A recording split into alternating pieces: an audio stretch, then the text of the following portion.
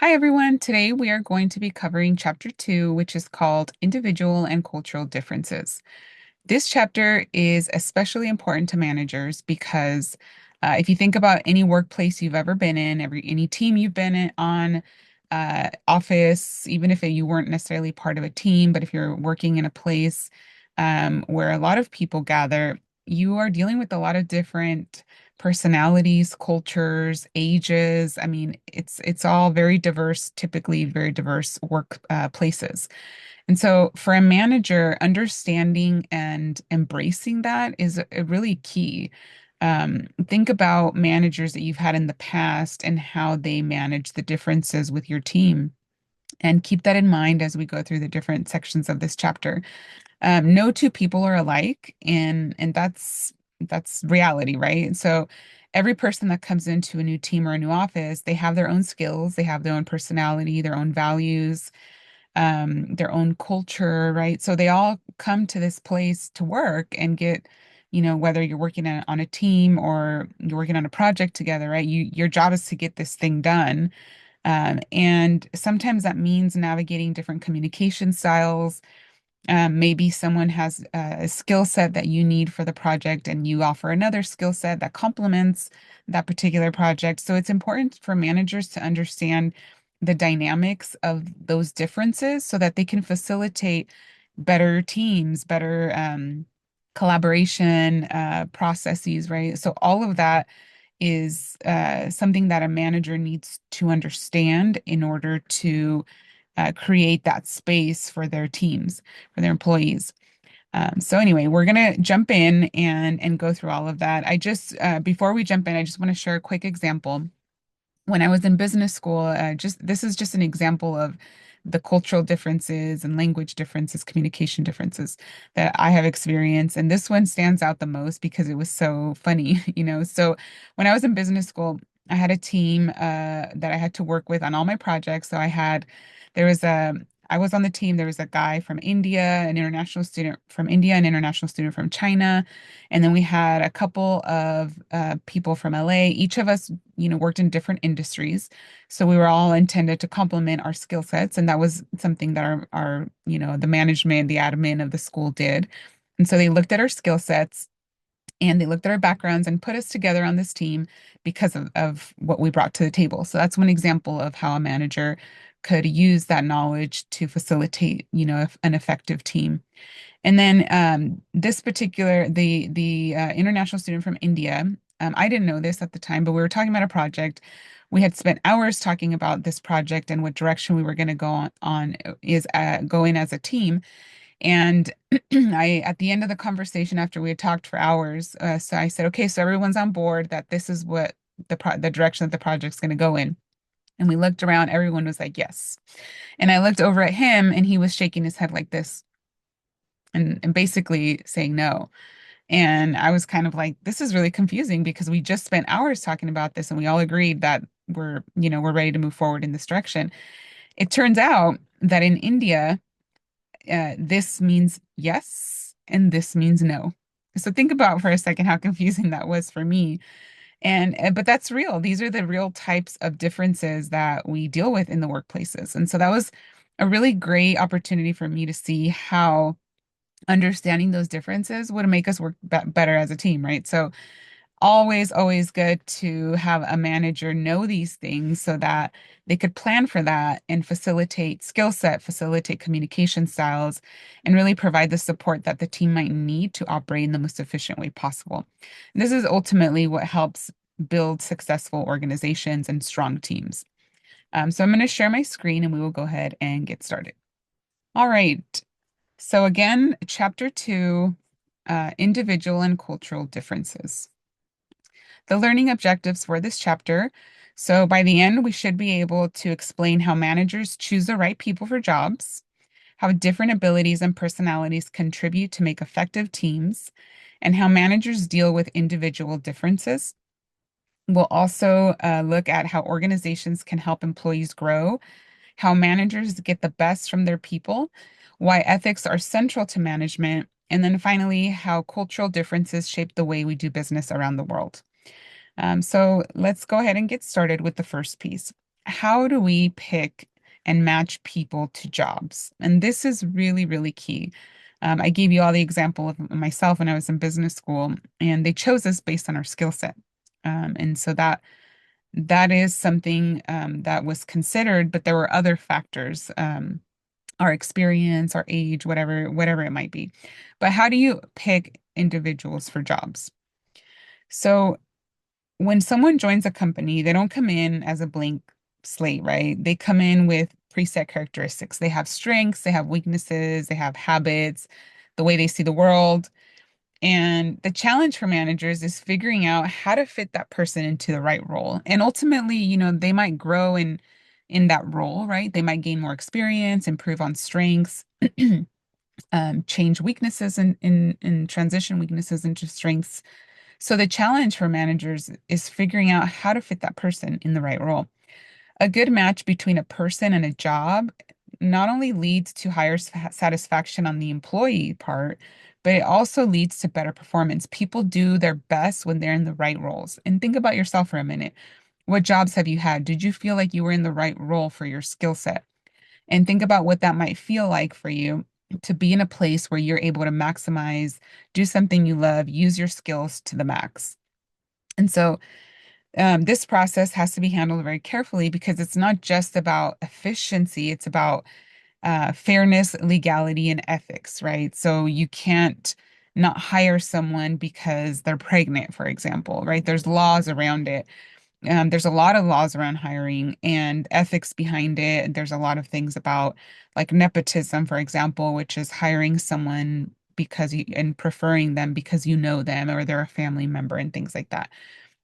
So think about hiring. If a manager only looks for people who fit the mold, the team might miss out on some fresh perspective, somebody who brings something different to the table that really energizes that particular role. And then if they maybe hire without considering the fit, maybe you might hire somebody that is kind of in the wrong role or maybe isn't in the right place for their skill set, that sort of thing. So there has to be sort of this balance. And that can be a little bit tricky. And that's where these individual and cultural differences matter most.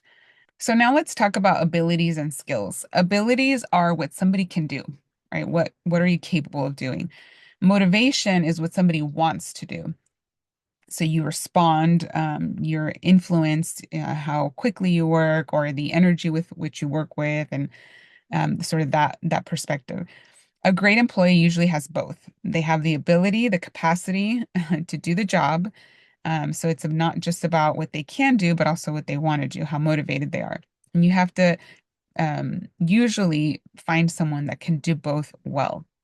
Abilities can be mental, like problem solving or creativity, or physical, right? How much you can do, how much you can lift, how much you can walk, how many calls you can make per day.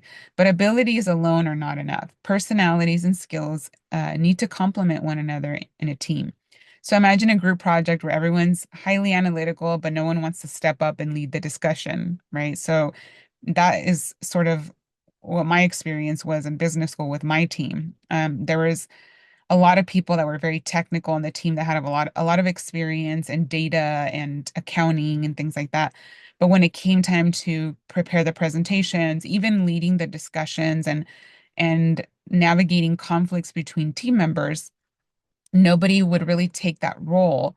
And so I ended up stepping in to be the one that facilitated the discussions and handled the conflict, navigated the conflict between the team members to help everyone come to a consensus on the particular decision that we had to make or the direction that our presentation was going in. So personalities played a huge role in my team when I worked in that team in business school. I've also been on other teams in jobs where you can see where maybe you have a couple people that are very strong-willed and want to be the leaders, and then they conflict. And so personalities they can make or break teams, and I think that's the takeaway. Um, so you need a balance. You need people that are willing to lead. You need people that are willing to do the analytical work. Everybody should complement each other. So if you have situations where that conflict isn't navigated correctly or there isn't a leader in the team, the team just doesn't go far with their work. And that's why managers have to look at the diversity in skills and personalities to build those teams and make sure that they are effective. So personality is a huge one. Like I said, you have to also have people that are willing to work together. But this leads to the behavior at work. And that's another really important piece because you want people that are going to, be good employees, good team members, good teammates, people that are considerate and all of that. And personality really influences that teamwork. So jumping into personality and individual differences. Two key traits influence how employees act, and that's self-esteem and locus of control. Self-esteem is obviously how we think about ourselves, right? Our self-worth, how we view ourselves, our confidence.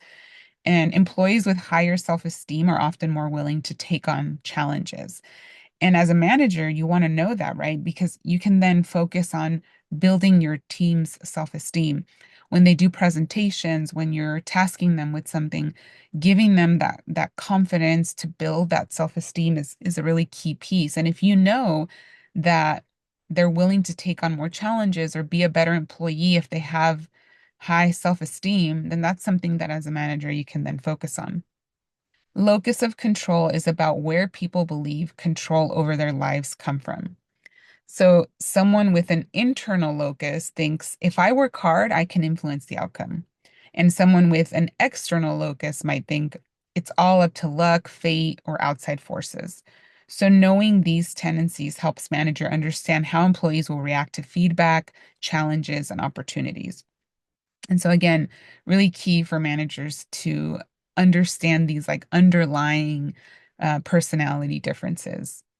So personality at work, personality also shows up in different ways. Take authoritarianism. Some people prefer clear hierarchies and strong leaders, while others want more equality and collaboration. I have been in positions where I've had military style leadership in the office, and some people loved it, some people hated it. And that's a really important thing for a manager to understand because culture and what people want, the kind of environment that people want to work in, has evolved over time. And I think in this space in particular, uh, there's less of a desire for people to want to be in spaces that are more like military style, I feel. Um, but think about what you work best, what environment you work best in, right? So again, there's authoritarianism, where people prefer hierarchies and strong leaders. And I would say I'm on the other end of that. I like more equality and collaboration. And then there's dogmatism or being closed-minded. It can limit innovation because it makes people feel less open to new ideas. And here's where we counter what's called the basic incongruity thesis. It argues that employees and organizations are always a little bit at odds. Employees want autonomy and meaningful work, and then organizations want predictability and control.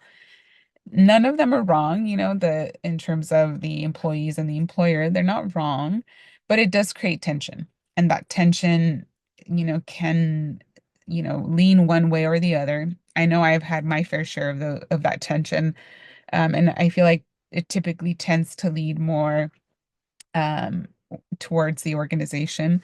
But managers who recognize this tension can find ways to find that balance. And I think that's the key. I think it's always that tension's always going to be there. But if you're a manager and you find a way to make an employee maybe feel that they have that autonomy and that their work is meaningful, but also finding a way to have sort of that predictability and control from the organization level, I think finding that healthy balance makes people feel happy and content. Um, and so again, important for managers to understand that piece. I think also as a manager, you always want to make people feel like they have room to grow. Um, and you have to balance that by keeping the organization, stable. So finding that balance can be challenging, but I think that when you understand it well, when you understand this tension well, you can find meaningful ways of offering that growth or maybe that feeling of autonomy while balancing that the organization's needs on the other end. All right, moving on to values and ethics. Values, I know you've all, I'm sure, heard that the different discussions on this topic, but values are deeply held beliefs about what's important. They guide us, they guide how we act, they guide what we prioritize, what we do. You can think of them in two categories: instrumental and terminal values. Instrumental values are about means, the best way to reach goals. Terminal values are about the ends, the ultimate goals we want to achieve. So ethics tie into this by guiding how we make decisions and resolve conflict. In business, ethical behavior builds trust with employees, customers, and the public. And ethics influence motivation. If people believe they're working for an ethical organization, they're more likely to feel engaged and committed. So that the idea of work ethic, valuing hard work as both meaningful and rewarding, is one example of how ethics shows up in our daily business life.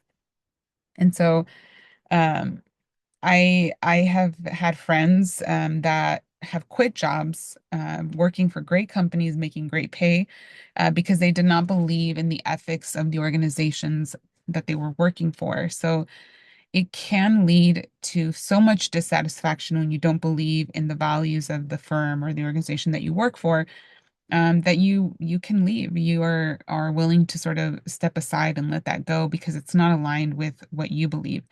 When I worked in politics, I knew friends that left offices because they didn't believe in the legislation or the bills that their boss was trying to pass. They didn't align with it from like a personal level, and they ended up leaving those offices. So it can lead to people, good people leaving when their values and ethics are not aligned. Cultural differences. So, every workplace, like I said, and every person is different. Culture shapes how we think, how we communicate, how we work. I gave you all that example of my teammates from India, our international student from India. But it also influences your work, how you work, when you work, how you think. Culture is shared.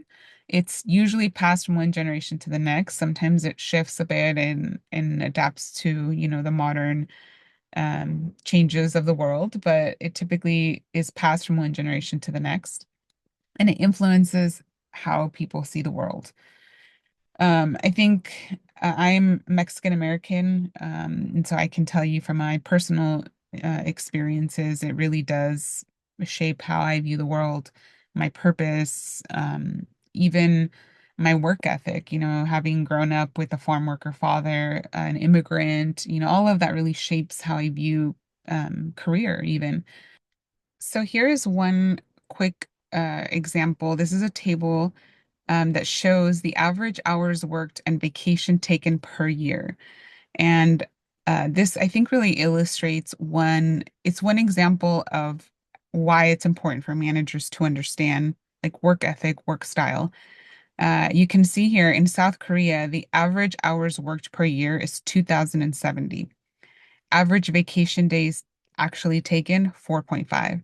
When you look at the United States, our average hours worked per year are 1,789, and average vacation days taken is 19.5. And so you can see how big of a difference that is, right? We're more aligned with Japan. Germany is 1288. So you can see how different these hours are. And then in terms of vacation, if you look at Germany, they have the least average hours worked per year and the most vacation days actually taken per year. This work ethic, you can see how different these countries are, but these would 100% impact the work style of a team working together. Let's say you have a team of someone from South Korea, someone from Germany, and someone from the United States. And maybe this project that they're working on requires everyone to work after hours, and if you have someone with that, just it's not even that maybe they're not um they're not living up to the standard, right? Maybe it's not necessarily that they're being lazy. That's just how they do business in their country. And the people from South Korea might be like, well, that person isn't putting in work. And so just understanding simple things like this allow the manager to kind of put a structure in place that facilitates all of these people working together successfully by maybe setting the expectations or helping them understand each other by showing them this chart, whatever that might be. It requires a manager to know this because otherwise what happens is that these people jump into the jobs that they're doing, and then they let their teammates down, or maybe let the manager down because they're working at the rate that they work in their country, but maybe they're not working at the rate that you would work in the US in terms of average hours worked per week or month. So anyway, just an example of why it matters so much to understand, and why managers have to facilitate the collaboration in the groups, and how knowing this piece of information would help that manager be in a better place to do that. Okay. I think having a respect for the differences in culture is a really important thing for managers to do. If you don't respect people's culture, if you don't respect the differences, I feel that people tend to feel very unmotivated and discouraged for working for those particular employers because they don't feel seen, they don't feel respected, they don't feel that their culture is welcome. I think that's a great way of putting it. So, um, researchers often break culture into 6 dimensions. And there is the first, how people see themselves, individual versus collective. Two, how people see nature. Are we in control of it or part of it?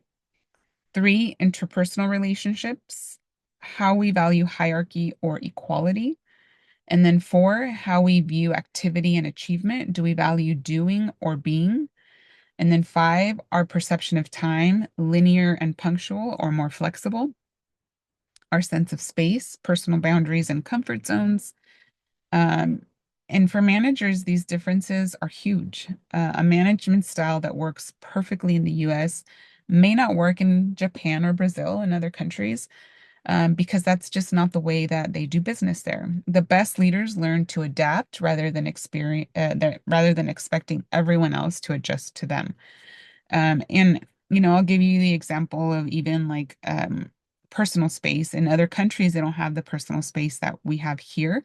And so I experienced that as well with some of my teammates, international students from China, that would, whenever you were having a conversation with them, they would literally come and be so close to you that you could touch shoulders.